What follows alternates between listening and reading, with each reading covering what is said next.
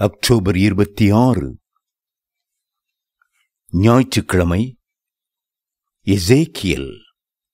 நான் தேசத்தை அழிக்காதபடிக்கு திறப்பிலே நிற்கவும் சுவரை அடைக்கவும் தக்கதாக ஒரு மனுஷனை தேடினேன், ஒருவனையும் காணேன். எசேக்கியேல் 22:30. இன்றைக்கு நாம் சந்திக்கப் போகிறது கர்த்தருடைய தீர்க்கதரிசியாகிய எசேக்கியேல் ஆகும். எசேக்கியேல் என்ற வார்த்தைக்கு தேவனுடைய பலம் என்று அர்த்தம். இவர் பூசி என்னும் ஆசாரியனின் மகன்.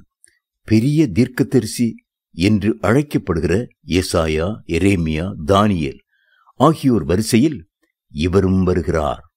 இவர் ஏறக்குறைய 22 வருடங்கள் தொடர்ந்து கர்த்தருடைய ஊழியத்தை செய்து தீர்க்க தரிசனம் உரைத்தார்.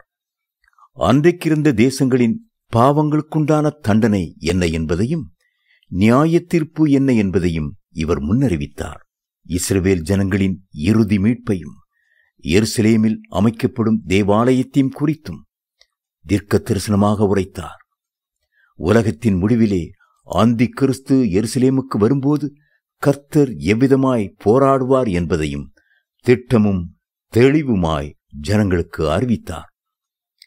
எசேக்கியேல் தீர்க்கதரிசி நேபுகாத் நேச்சாரால் சிறைபிடிக்கப்பட்டு பாபிலோனுக்கு கொண்டு போகப்பட்டவர்.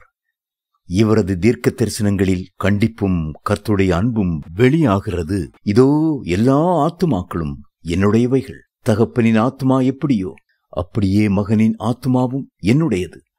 பாவம் செய்கிற ஆத்துமாவே சாகும். எசேக்கியேல் 18:4. நான் உங்களை புறஜாதிகளிடத்திலிருந்து அழைத்து உங்களை சகல தேசங்களிலும் இருந்து சேர்த்து உங்கள் சுய தேசத்திற்கு உங்களை கொண்டு வருவேன். எசேக்கியேல் 36:24. கர்த்தர் உங்களை தேசத்திற்கு காவலாளியாக வைத்திருக்கிறார். உங்களுடைய குடும்பத்தினர், உறவினர், நண்பர்கள், தேச மக்கள் என அனைவரின் இரத்தப் பழியும் உங்கள் மீது இருக்கிறது. இவர்களுக்கு சுவிசேஷத்தை அறிவிப்பதும் இவர்களுக்காக கண்ணீரோடு மன்றாடுவதும் உங்கள் தோளின் மேல் விழுந்த கடமை என்பதை உணர்ந்திருக்கிறீர்களா? உங்களை அல்லாமல் இவர்களுக்கு யார் கிறிஸ்துவின் நற்செய்தியை பகிர்ந்து கொள்ளக்கூடும்? ஆகவே மனிதரை பிரியப்படுத்தி ஊழியம் செய்யாமல் கர்த்தரை பிரியப்படுத்தி மனப்பூர்வமாய் ஊழியம் செய்யுங்கள். தேவனுடைய சித்தத்தின்படி ஊழியம் செய்யுங்கள்.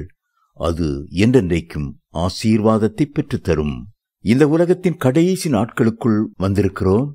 உலர்ந்த எலும்புகள் உயிர் பெறும் தரிசனத்தை கர்த்தர் எசேக்கியேல் தீர்க்கதரிசியின் மூலம் நமக்கு வெளிப்படுத்தி இருக்கிறார்.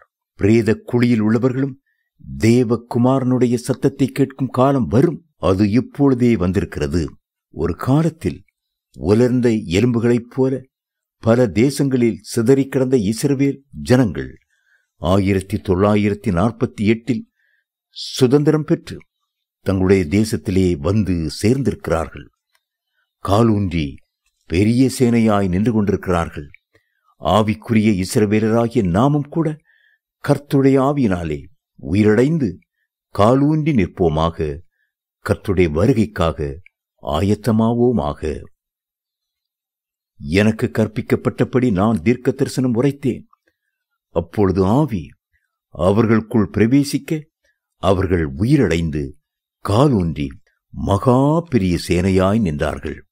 எசேக்கியேல் 37:10.